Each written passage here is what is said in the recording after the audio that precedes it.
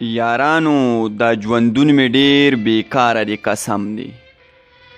یارانو دا ژوندون مې ډېر بېکاره دی قسم دی. بې کیفه دی، بې مینې دی، بې یاره دی قسم دی. یارانو دا ژوندون مې ډېر بېکاره دی قسم دی. بې کیفه دی، بې مینې دی، بې یاره دی قسم دی. دا واخله دا مې زړه دی، دا د ځان سره سنبال کا. راوړه مې جانانه ستا د پاره دی قسم دی. که چا درنه زما د کاروبار پوښتنه وکړه بس لنډه ورته وایه بېروزګاره دی قسم دی. څه شی مې په سینه کې ناقراره دی قسم دی. او یو زړه دی د چا غم پکې بېسیاره دی قسم دی. انکر منکر ته وایه لویه خدایه چې لږ تم شي. راوړه مې جواب پروردګاره دی قسم دی. یارانو دغه ښکلې مو په سپینه خوله تېر باسي. یارانو دغه ښکلې نه اعتباره دی قسم دی. دانشه مبارک شه انقلاب ته لار جوړیږي. لیدلې مې د ژوند په هره لاره دی قسم دی. زما ډېرو ګرانو محترمو ورونو پښتنو ورونو السلام علیکم. پروګرام ادبي ملګرو کې یو ځلې بیا ستاسو قربه صاحب مانیروال تاسو ته مخاطب دی. هیله لرم چې روغ جوړ به یې، خوشحاله به یې، د ژوند نه به مزې اخلئ او نور خلک به ژوند ته پرېږدئ. ملګرو څنګه چې تاسو ته پته ده، تاسو خبر یې چې په پروګرام کې همیش له موږ سره یو ادبي ملګری ناست دي، شاعر ملګری ناست دي. کوشش هم موږ دغه کوو چې رک ملګري را پیدا کړو، داسې زلمي شاعران تاسو سره مخاطب کړو چې ډېرو کمو ملګرو هغه په پروګرامونو کې یا په ویډیوګانو مشاعرو کې لیدلي. نن هم راغلي یو تغبیت او زمونږ ډېر ګران ملګری محمد شهاب موږ سره دی چې د ژوند ډېرې رودې شپې په دوبۍ کې تېروي. او موږ سره به یې دلته نه هم د دغې پیج د وجې نه رابطه کوله، اړیکې به یې دلته نه موږ سره نیولې او خبرې اترې به هم کولې. او الله پاک احسان دی په موږ باندې او فضل دی چې شهاب خپل کلي ته راغلی دی. تخبیه کلي کې پاتې کېږي، خاص په بازار کې پاتې کېږي. هم د هغوی په ځای کې ورسره ناست یو، ډېرې خبرې اترې هم وکړې، ډېر ټایم هم ورسره تېر کړو د سهار نه. بیا یې راته ووایي چې زما شعرونه داسې نه دي چې زه خلکو له مخې ته کېږدم، خو زموږ ډېر لیوني ملګري دي چې په شعر او په غزل باندې مړه دي. ډېر پوهان هم دا ګوري، زموږ استادان ملګري چې کوم دي شاعران هغه یې ګوري. او ما ورته وی چې ته به خامخا دا کوشش کوې او موږ ته به شعر وایي. نو ولې هغه سره یو څو خبرې کوو، ستړي مه شي ورته وایو پروګرام کې او بیا به ترېنه غزل اورو. شهاب پروګرام کې ورته په خیرالي وایو، ستړي مه شي درته وایو. وعلیکم السلام صاحب، ستا ډېره زیاته مننه چې تا ماله دومره ټایم راکړو، دلته راغلی او زموږ دې جونګړې ته دې خپل قدمونه راوړل. او ډېره زیاته مننه کوم او سپیشل ستا ډېره مننه کوم چې ته د پښتو ژبې ډېر خدمت کې لګیا.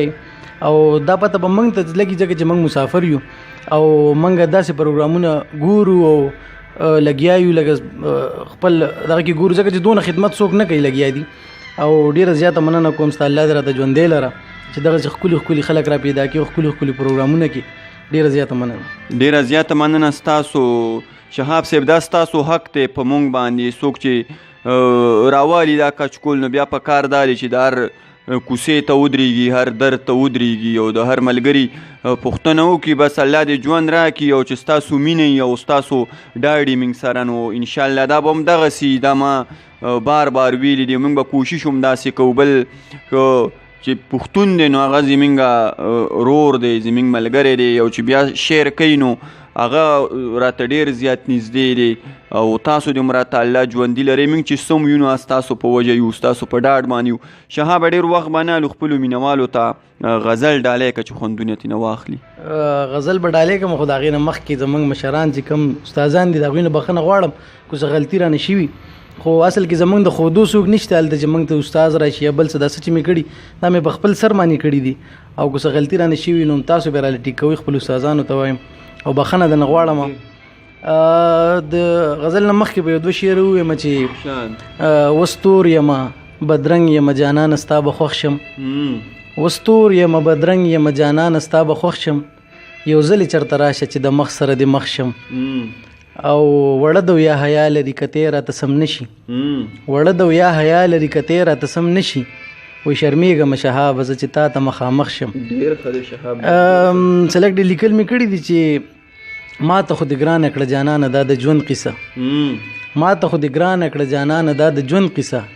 څه به کوم څنګه به یې زغمه دا د غم قصه او دا زما او ستا مینه څه ډېره مشهوره شوه دا زما او ستا مینه څه ډېره مشهوره شوه کیږي اوس زمونږ کور په کور او چم په چم قصه او دا ځلې وطن له د دې امن موقع هم ورکوي دا ځلې وطن له د دې امن موقع هم ورکوي کرکه مې ترې کېږي ماته مه کوئ د جنګ قصه ډېر خو او موږ په دین مین خلک جذبې د مینې هم لرو موږ په دین مین خلک جذبې د مینې هم لرو راشه مولا جانه چرته تم واوره د ټنګ قصه ډېر خو او د آخري شعر دی چې شونډو مانې ښکل کړل او زما غاړه کې وتړل شونډو مانې ښکل کړل او زما غاړه کې وتړل ویل ما به در یادې شهاب تار او د لونګ قصه ډېر ښه ډېر ښه ګرانو مینوالو څنګه چې شهاب ووایي چې زمونږ استاد نشته نو داسې شاکر صاحب هم وایي چې زمونږ نه مکتب شته او نه استاد شته خو سړی شي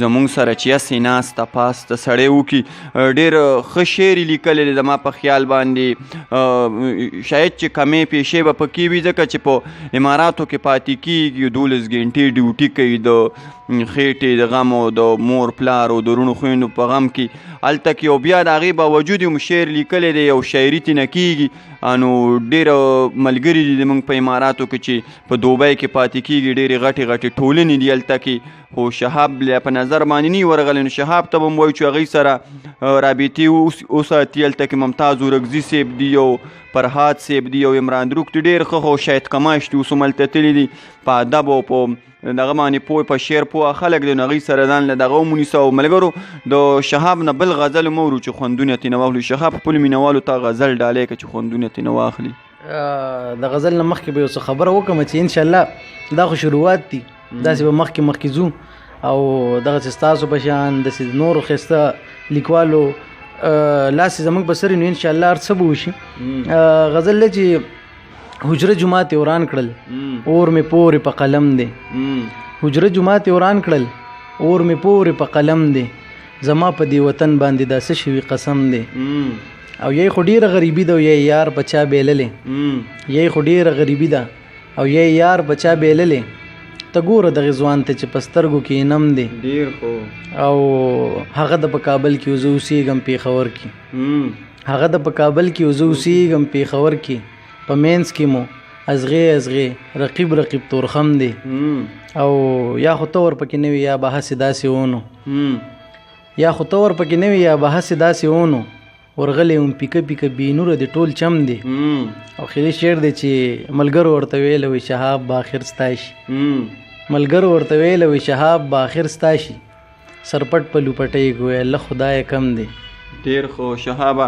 ډېره زیاته مننه دی که شهاب یریږي هغه وایي چې زما په ده چې څه ولیکم زه وایم چې دا به غلطي ملګرو هغه ډاډ به له تاسو ورکوئ د کمنټس په ذریعه د لایکس په ذریعه باندې چې د شهاب څنګه لیکلی دی ما خو چې ترنه څومره شعرونه واورېده نو زه هم چې یو نوی سوال یې پکې راوړی دی یو جواب به له تاسو ورکوئ یو نوی فکر یې پکې راوړی دی هغه هم په تاسو باندې پرېږدم غواړم چې یو بل غزل هم ترېنه واورو نو د شهاب حوصله افزایي ډاډ او تسلي دا په تاسو باندې پرېږدم او زه هغه خواته بیا ورځم او یو بل غزل هم ترېنه تاسو ته زمزمه کوم غزل نه مخکې به یو 3 کړی ویم یو 3 شعره چې ستا دا یوه خبره زمانه نه هېرېږي که عمر تیر شي ګله چې شا به توبه وباسه هله توبه جانانه او ما ویلې یو به نه شو داسې خفه شان شوله ویلې بس چپ که که نه مړه توبه وباسه هله توبه جانانه او شهاب دې غم وخوړو هسې نه مړ شي ګرانه نو را تر غاړې وته ویلې توبه وباسه هله توبه جانانه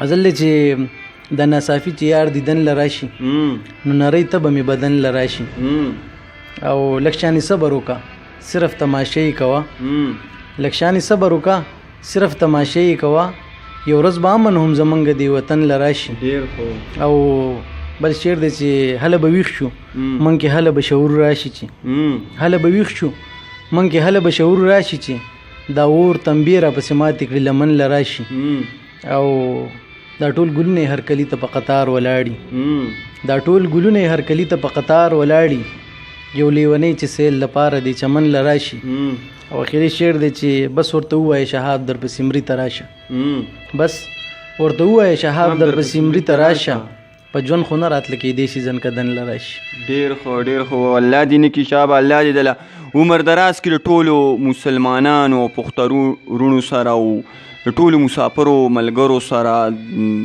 بیا هم یو ځل دی خو چې په نیټه راشي په خپل کټ پوزي راشي نو ډېره د خوشحالۍ خبره به وي او راځي به دا کلار زموږ په ایمان راوړی خو الله دې داسې نه کړي چې زموږ شاعرانو ملګرو له پښتنو ځوانانو مسافرو ملګرو له په دومره ځوانۍ کې راشي او وخت سره خبرې دي او راتلونکي دي، بس دې ته مونږ تیار یو. ډېره زیاته مزه یې وکړه چې شعرونه هم دې راته ووایي د مینوالو به په یو څو ګړۍ تېرې شوي، ډېر مسافر ملګري دي که څه غلطي زموږ نه خبرو کې شوي چې ستاسو خاطر پې دروند شوی نو د هغوی نه غواړم بخښنه او بیا به درنه غواړم اجازت.